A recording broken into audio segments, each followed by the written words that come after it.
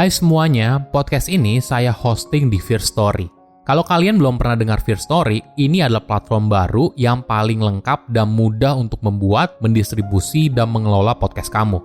Nah, jadi Firstory itu bisa kamu gunakan 100% gratis. Kamu bisa mengupload episode terjadwal dan mendistribusikan podcast kamu di semua platform podcast di Indonesia. Firstory juga menyediakan customer service yang berisikan podcaster berpengalaman. Kamu bisa share podcast kamu tanpa ribet dengan F-Link yang akan mencakup semua link platform kamu dan sosial medianya. Dengan Firstory Ads, kamu bisa mengakses monetisasi yang mudah dan beneran bisa kamu cairin tanpa biaya tambahan, gak pakai repot. Jadi tunggu apa lagi? Yuk maksimalkan podcast kamu dengan platform hosting dari Firstory. Daftar sekarang di firstory.me dan buat podcastmu jadi kenyataan.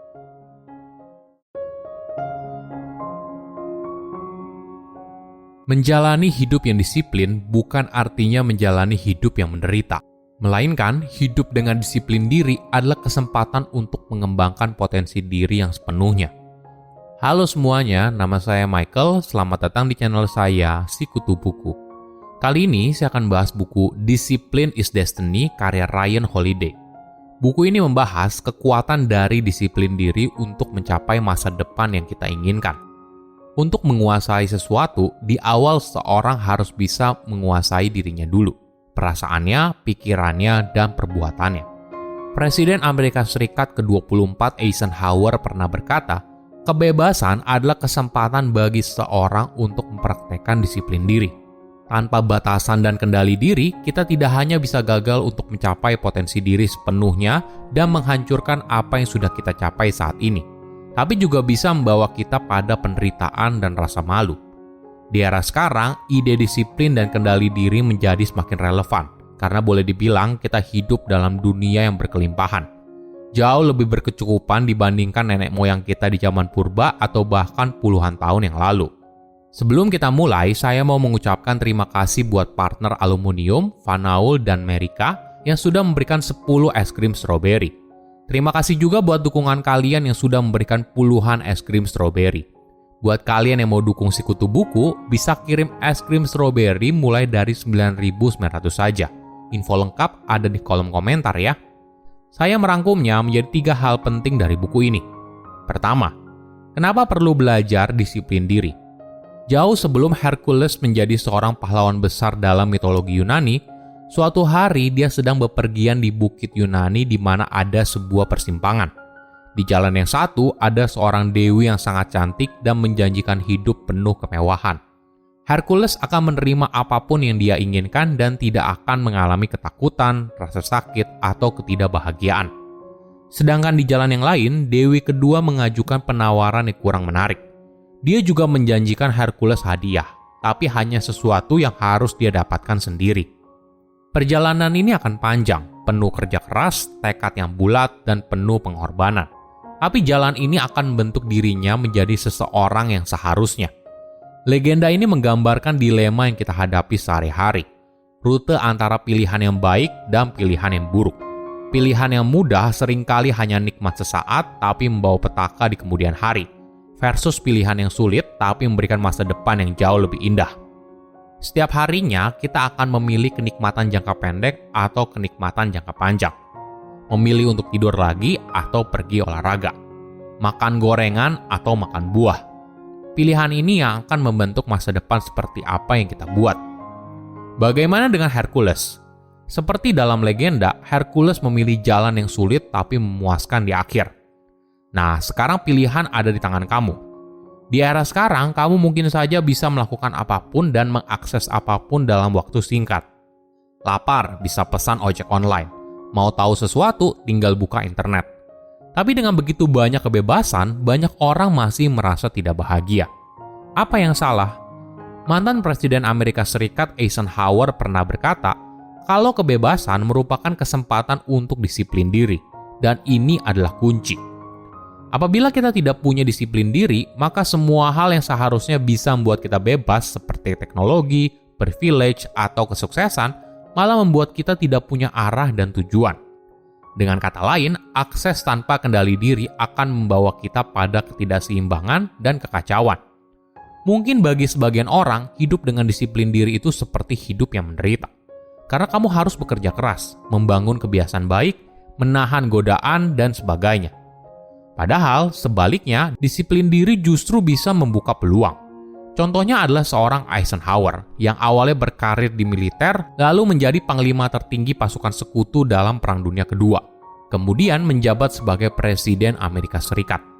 Kesuksesannya berasal dari kemampuan Eisenhower dalam mengendalikan diri, kemampuan untuk mempengaruhi orang lain, kompromi, dan berlatih kesabaran. Kedua, menyatukan tubuh dan pikiran. Jika kamu ingin berlatih disiplin diri, mungkin bisa dimulai dengan tubuhmu dulu. Hal ini seperti kata pepatah, mens sana in corpore sano. Sebuah kalimat dalam bahasa Latin yang artinya, di dalam tubuh yang sehat terdapat jiwa yang kuat. Ini bukan hanya sekedar kalimat yang indah, tapi memang didukung oleh sains yang menunjukkan kalau fungsi otak tergantung pada kondisi tubuh. Jika tubuh kamu letih, maka otakmu tidak bisa bekerja secara maksimal. Tapi tentunya hal ini saja tidak cukup. Banyak orang yang rutin berolahraga, makan sehat, tapi tetap saja hidupnya berantakan. Maka kita harus menjalankan tahap kedua. Perhatikan apa yang kamu rasakan, pikirkan, dan respon dalam kehidupan sehari-hari. Misalnya pada tahun 1966, kendaraan yang ditumpangi Ratu Elizabeth ketiban sebuah balok semen yang berat. Apa tanggapannya? Ratu hanya merespon kalau mobilnya sangat kuat. Sama halnya pada tahun 1981 ketika seorang pria bersenjata berlari dan melepaskan 6 tembakan ke arah Ratu Elizabeth. Dia hampir tidak bergeming. Ada sedikit jeda antara stimulus dan respon. Jeda tersebut bisa kamu manfaatkan untuk berpikir, mengendalikan diri, dan menunggu informasi selanjutnya. Atau kamu bisa memilih masuk ke dalam pola yang merusak, seperti marah, langsung menarik kesimpulan, dan menyalahkan orang lain. Ingat, situasi yang buruk tidak akan menjadi lebih baik ketika kamu memberikan respon yang buruk.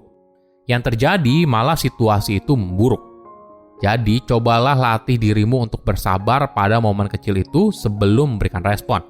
Tanyakan ulang kepada dirimu sendiri, apakah yang kamu rasakan sekarang benar atau tidak? Tidak peduli seberapa kesal atau kecewa kamu dibuatnya. Jangan biarkan rasa takut, marah, atau prasangka mengambil alih pikiranmu. Ketiga, tips untuk belajar disiplin. Aspek lain yang penting adalah belajar untuk fokus. Mungkin kamu perlu berlatih untuk masuk ke dalam momen flow. Momen di mana kamu begitu fokus mengerjakan sesuatu hingga lupa waktu. Di era sekarang, mungkin kita semakin sulit untuk mengakses momen flow. Maklum saja, kita hidup dengan begitu banyak distraksi. Tapi fokus mendalam ini penting untuk membantu kamu mengerjakan sesuatu hingga tuntas. Tips lain yang penting adalah jangan berusaha untuk jadi sempurna. Manusia adalah makhluk emosional dan mungkin saja tidak setiap hari kita berada dalam kondisi prima 100%. Ada kalanya hanya 25%, 75%, ada juga mungkin 100%. Ketika kamu berlatih disiplin, entah itu olahraga, belajar, makan sehat, dan sebagainya, mungkin saja ada hari di mana kamu tidak mencapai nilai 100. Tidak masalah, yang penting jangan menyerah. Kita membuat standar sebagai target untuk dicapai, bukan sebagai alasan untuk berhenti. Ada sebuah kisah menarik dari filsuf Stoik bernama Kleantes. Suatu hari ketika Kleantes sedang berjalan mengelilingi Athena, dia bertemu dengan seorang pria yang sedang menyalahkan dirinya sendiri atas kesalahan yang diperbuat. Kleantes lalu berhenti sejenak dan berkata, "Ingat, kamu tidak sedang berbicara dengan orang jahat." Kisah ini menekankan tentang kebaikan dalam diri manusia. Kleantes berusaha mengingatkan pria itu kalau dia bukan orang yang buruk. Artinya, perbuatan yang dilakukan tidak menggambarkan keseluruhan karakter dari pria tersebut, dan dia seharusnya tidak perlu begitu keras pada dirinya sendiri. Dalam filosofi Stoik, manusia dianggap sebagai makhluk rasional dengan kapasitas penalaran moral dan perilaku yang etis. Oleh karena itu, manusia pada dasarnya tidak jahat, melainkan mampu membuat kesalahan dan belajar darinya. Cerita ini berfungsi sebagai pengingat kalau kesalahan tidak menentukan nilai seseorang, dan kritik diri harus diimbangi dengan belas kasih dan pengampunan. Selain itu, cerita ini juga menekankan pentingnya kebaikan dan empati kepada orang lain. Kleantes dengan menginterupsi self-talk negatif pria tersebut menunjukkan bahwa tindakan kebaikan yang kecil sekalipun dapat berdampak positif bagi kehidupan seorang. Dengan mengakui kebaikan yang melekat pada diri orang tersebut, Kleanthus membantunya merasa lebih baik tentang dirinya dan mungkin menginspirasinya untuk menebus kesalahan dan belajar dari kesalahan tersebut. Silakan komen di kolom komentar pelajaran apa yang kalian dapat ketika baca buku ini. Selain itu, komen juga mau buku apa lagi yang saya review di video berikutnya. Saya undur diri, jangan lupa subscribe channel YouTube Sikutu Buku. Bye-bye.